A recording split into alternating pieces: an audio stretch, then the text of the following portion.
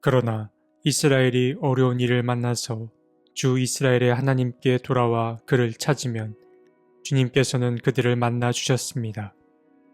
그때에는 세상이 하도 어지러워서 땅 위에 사는 모든 백성이 마음 놓고 평안히 나들이도 못하였습니다.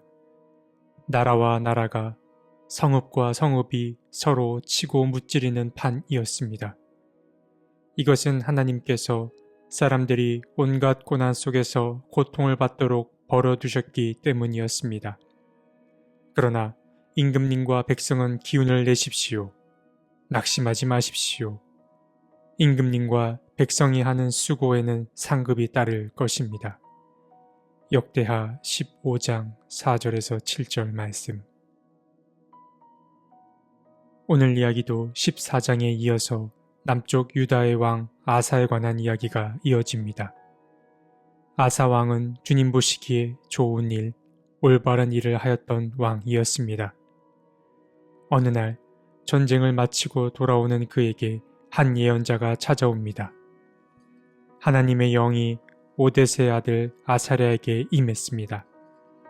그는 하나님이 주시는 생각과 감동에 사로잡혀 아사 왕을 찾아온 것입니다. 그리고 주님께서 시키신 말씀을 그에게 전합니다.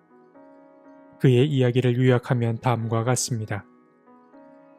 이스라엘은 오랫동안 참 하나님이 없이 지내왔습니다. 가르치는 제사장도 없었고 율법도 없었습니다. 그때에는 세상이 하도 어지러워서 땅 위에 사는 모든 백성이 마음 놓고 평안히 나들이도 못하였습니다. 그러나 임금님과 백성은 기운을 내십시오. 낙심하지 마십시오. 임금님과 백성이 하는 수고에는 상급이 따를 것입니다. 아사랴 예언자는 아사 왕에게 최근에 있었던 이스라엘 역사를 압축해서 들려줍니다. 아사 왕은 솔로몬 이후 하나님을 잊어버린 채 자기 욕심대로 살았던 선조들의 이야기를 듣게 됩니다. 그는 처음 만난 예언자의 이야기를 굳이 듣지 않을 수도 있었지만 아사 왕은 마음의 문을 열고 주님의 말씀을 경청했습니다. 그리고는 곧장 자신이 할 수 있는 일을 실행에 옮겼습니다. 아사 왕은 가장 먼저 이스라엘 내에 우상의 흔적들을 지웠습니다.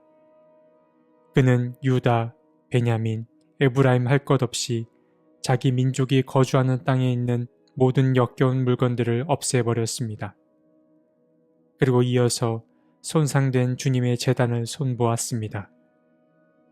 그리고 마지막으로 아사 왕은 모든 백성들을 불러 모아 수백, 수천 마리의 희생제물을 모아 제사를 드렸습니다.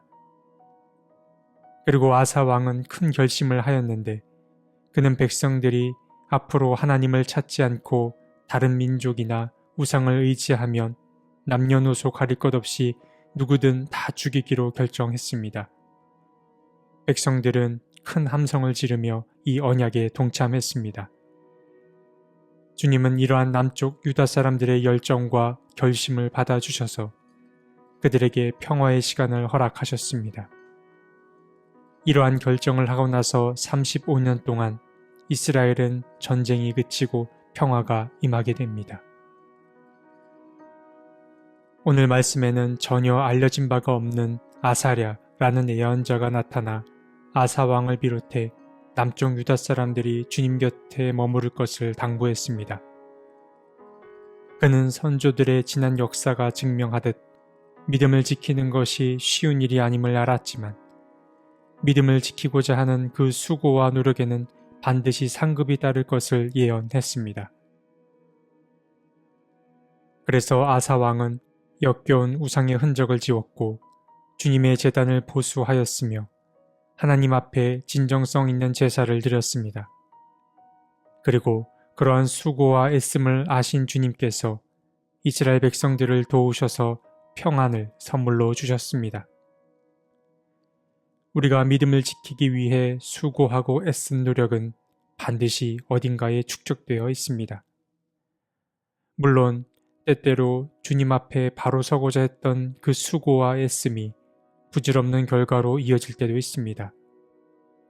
아무리 애써도 내 삶에 아무런 변화가 일어나지 않거나 또는 나 혼자 희생한 것 같아 억울한 마음이 들 때도 있을 것입니다.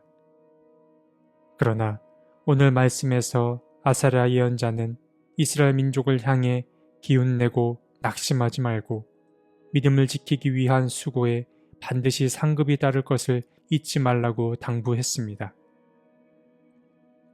때론 나의 수고와 헌신이 전혀 좋은 날을 앞당기지 못하는 것처럼 느껴질 수도 있습니다.